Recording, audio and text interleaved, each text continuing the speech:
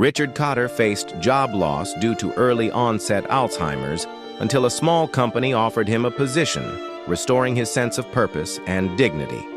Let's get to hear this story. When Richard Cotter was in his early 50s, he began to show signs of early onset Alzheimer's disease, but no one suspected cognitive decline. He was no longer able to make decisions, and he couldn't handle the slightest amount of pressure. Since there was no medical explanation given for what he was going through, everyone assumed he was having a crisis of confidence, and he was told that he needed to pull himself together. Cotter felt totally humiliated.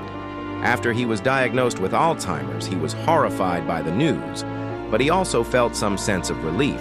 Finally, there was an explanation for his decline, and in spite of it all, he still wanted to keep working.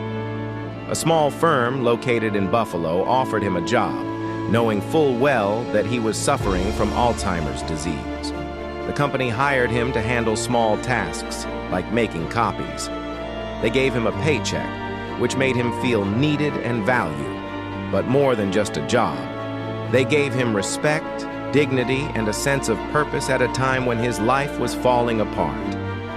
Unfortunately, Cotter's disease ultimately progressed to the point where he was having problems keeping his balance.